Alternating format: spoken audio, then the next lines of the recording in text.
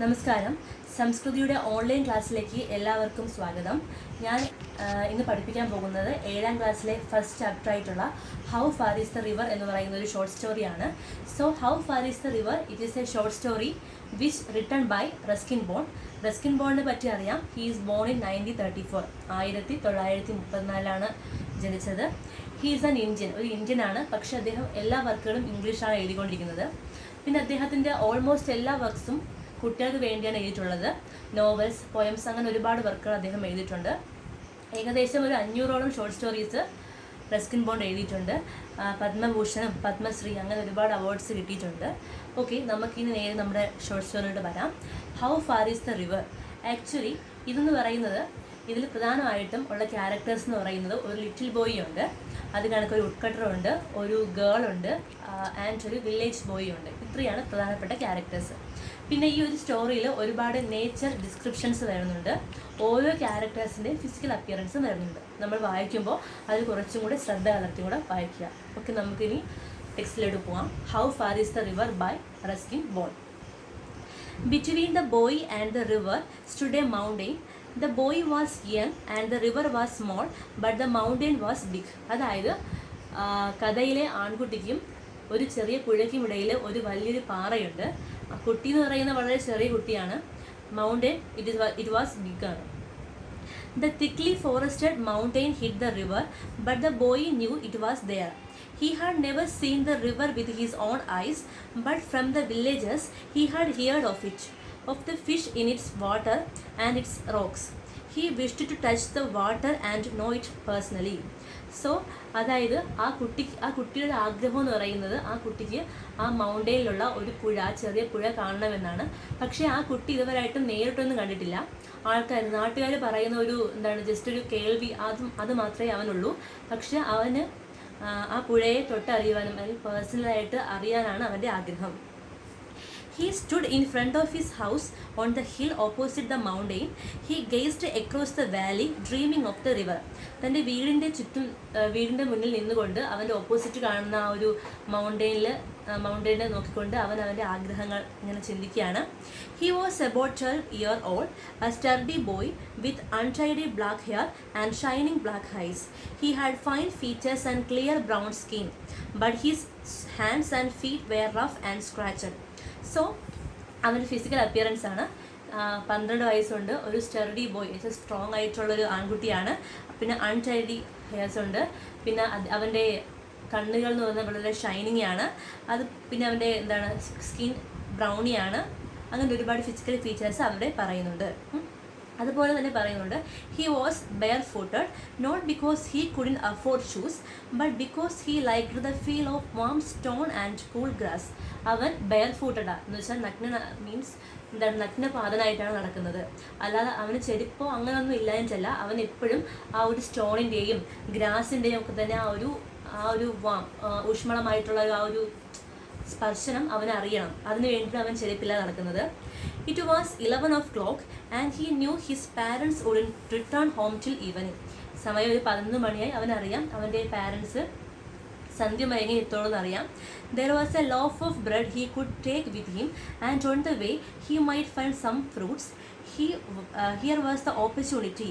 He had waited for his mother and father had gone to visit relatives for the entire day and had left on his own. So അപ്പോൾ അവൻ കാത്തിരുന്ന ഒരു അവസരം കിട്ടിയിരിക്കുകയാണ്. അവൻ്റെ അച്ഛനമ്മയും വീട്ടിലില്ല. കുറച്ച് ബ്രെഡും എടുത്ത് കുറച്ച് ഫ്രൂട്ട്സൊക്കെ പറിച്ചുകൊണ്ട് അവൻ എങ്ങോട്ട് പോവുകയാണ്, റിവറിലോട്ട് പോകാനുള്ള ഒരു ട്രിപ്പിന് വേണ്ടി സ്റ്റാർട്ട് ചെയ്യാണ്. If he came home before they returned, they wouldn't know where he had been.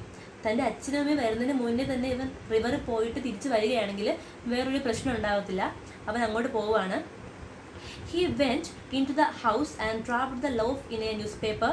Then he closed all the doors and windows. അവൻ ന്യൂസ്പേപ്പറൊക്കെ ഉപയോഗിച്ച് ആ വീടിൻ്റെ വിൻഡോസും ഡോർസ് ക്ലോസ് ചെയ്തു.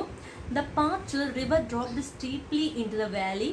The rose and went round the big mountain.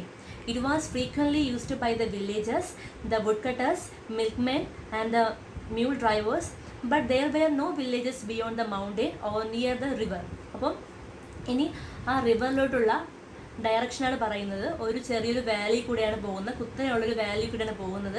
സാധാരണ ആ പ്രദേശങ്ങളിലൂടെ നടക്കുന്ന ആൾക്കാരെന്ന് പറയുന്നത് വില്ലേജേഴ്സും അതുപോലെ വുഡ് കട്ടേഴ്സും മിൽക്ക്മെനും മ്യൂൾ ഡ്രൈവേഴ്സ് അങ്ങനെയുള്ള ആൾക്കാരൊക്കെയാണ് അതുവഴി നടക്കുന്നത്. The boy passed a wood cutter and asked him how far it was to the river. അപ്പോൾ അവൻ്റെ നേരെ വന്ന ഒരു വുഡ് കട്ടറിനോട് ചോദിച്ചു റിവറിലോട്ടുള്ള ദൂരം എത്രയാണെന്ന് ചോദിച്ചു. The wood cutter was a short but powerful man with a creased and feathered face and muscles that stood on to hard ugly emblems.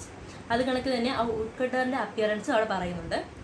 അപ്പം വുഡ് കട്ടർ പറഞ്ഞ റിപ്ലൈ എന്ന് പറയുന്നത് 7 miles he said which was fairly accurate. Why do you want to know? അപ്പോൾ correct ഒരു 7 mile ഉണ്ടെന്ന് പറഞ്ഞു. എന്നിട്ട് എന്തിനാണെന്ന് ആ ആൺകുട്ടിയോട് ചോദിച്ചു. I am going to the river, said the boy. Alone, of course. But it is too far. It will take you 3 hours to reach there, and then you have to come back. It will be getting dark. Besides, it is not easy road. എന്നിട്ടും അയാൾ പറയാണ് നീ എന്താണ് പോയിട്ട് correct വരുന്ന നടക്കുന്ന കാര്യമൊന്നുമല്ല, നല്ല ഈസി ആയിട്ടുള്ള വേ ഒന്നും അല്ലെങ്കിൽ വഴിയൊന്നും അല്ല, പറ്റില്ല എന്ന് പറയുന്നു. ആ സമയത്ത് നമ്മുടെ ലിറ്റിൽ ബോയ് പറഞ്ഞ റിപ്ലൈ എന്തെന്ന് വെച്ചാൽ But I am a good walker, said the boy, though he had never walked further than the mile from his house to his school. അവൻ പറഞ്ഞ റിപ്ലൈ എന്ന് പറയുന്നത് അവനൊരു ഗുഡ് വാക്കറാണ്, അവൻ ദിവസവും അവൻ്റെ വീട്ടിൽ നിന്ന് സ്കൂളിലേക്ക് ഓരോ മൈൽ വെച്ച് നടക്കുന്നതാണ്, അതുകൊണ്ട് അവന് കുഴപ്പമില്ല എന്ന് പറഞ്ഞു. The path was steep and the boy had to run most of the time. It was dizzy, winding path and he slipped on so twice. The hill was covered with lush green ferns. The trees were found in creepers, and a good wild dahlia suddenly reared its golden head from the leaves and ferns. ഇനി ആ ഒരു എന്താണ് ഫോറസ്റ്റിലുള്ള കുറച്ച് കാഴ്ചകളും അവൻ പോകുമ്പോൾ കാണുന്ന കാഴ്ചകളൊക്കെയാണ് അവിടെ പറയുന്നത്. അവൻ എന്താണ് പോകുന്ന സമയത്ത് 1-2 തവണ വഴുതി വീണതും അവിടെയുള്ള ആ ലഷ് ഗ്രീൻ ഫേൺസ് എന്ന് വെച്ചാൽ ചെടികളെ കുറിച്ചൊക്കെ പറയുന്നുണ്ട്, ഒരു ഡാലിയ ഉണ്ട്, അങ്ങനെ കുറച്ച് കാര്യങ്ങൾ പറയുന്നുണ്ട്. Soon the boy was in the valley and the path straightened out the rows. He met a girl who was coming from the opposite direction. മുന്നോട്ട് പോയപ്പോൾ അവൻ്റെ ഓപ്പോസിറ്റ് ആയിട്ട് ഒരു പെൺകുട്ടി വരുന്നു.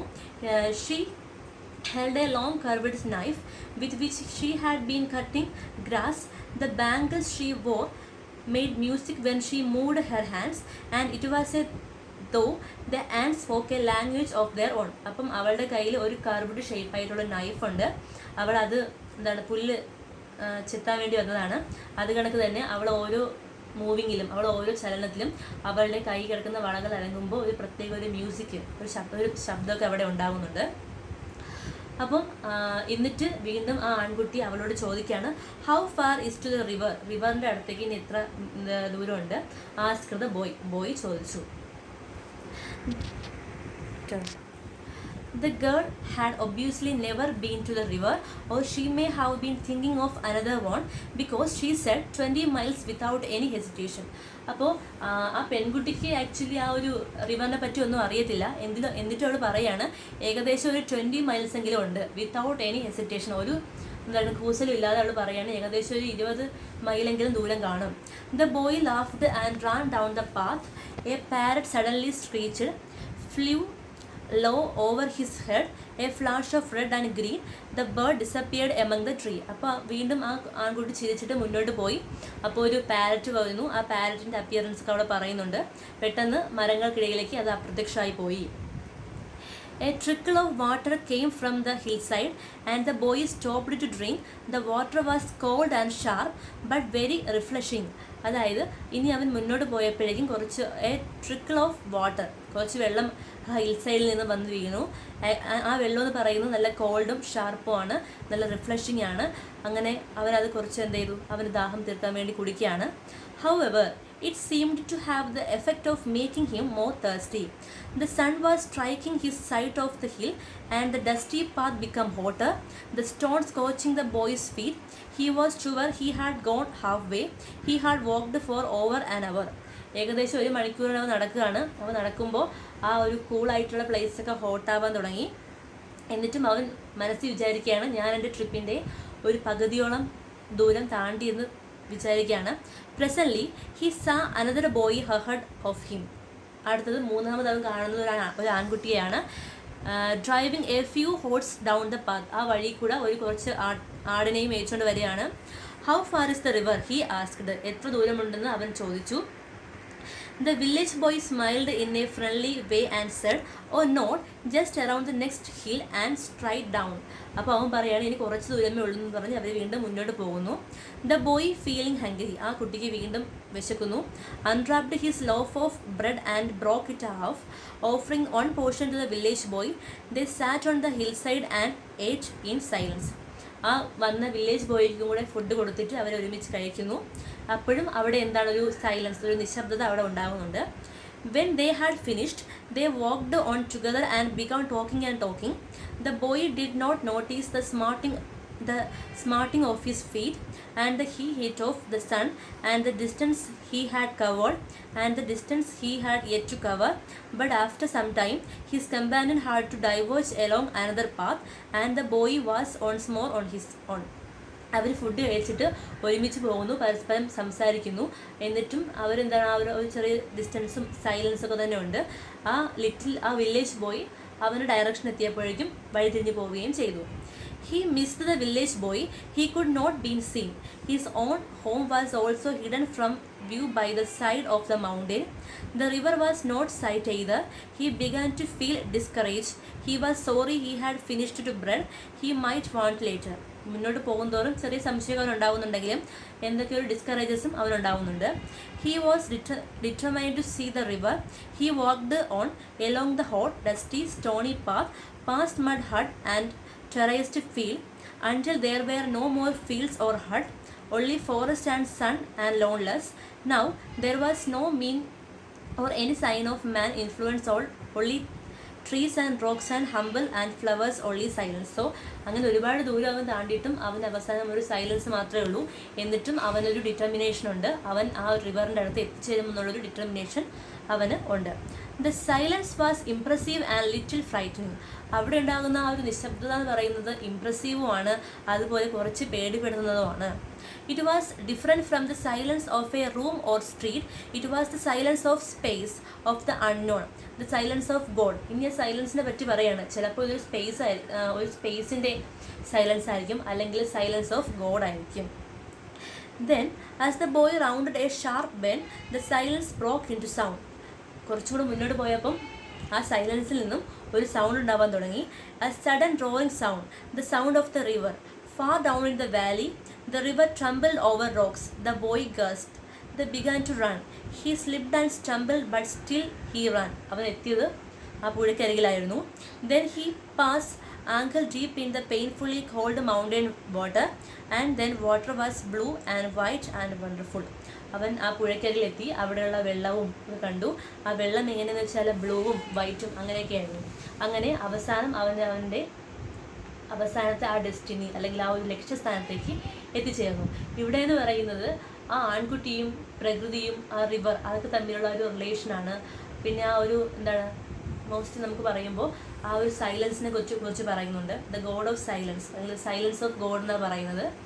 അപ്പം അങ്ങനെയുള്ളൊരു നാച്ചുറൽ റിലേഷൻസാണ് ഇവിടെ പറയുന്നത്. പിന്നെ നോക്കുമ്പോൾ വേറൊരു കാര്യം എന്ന് വെച്ചാൽ നമ്മൾ ടെക്സ്റ്റ് കണ്ടിന്യൂസ് ആയി വായിച്ച് മീനിങ് ഒന്ന് മനസ്സിലാക്കി എടുക്കണം. പിന്നെ പ്രധാനമായിട്ട് ഇവിടെ ഒരു 16 ക്വസ്റ്റ്യൻസ് ഉണ്ട്. അത് വായിച്ച് മീനിങ് മനസ്സിലാക്കാൻ എല്ലാവർക്കും കഴിയും. അപ്പോൾ അത് വായിച്ച് സ്വന്തമായിട്ട് ആൻസർ ചെയ്ത് നോക്കണം. Thank you.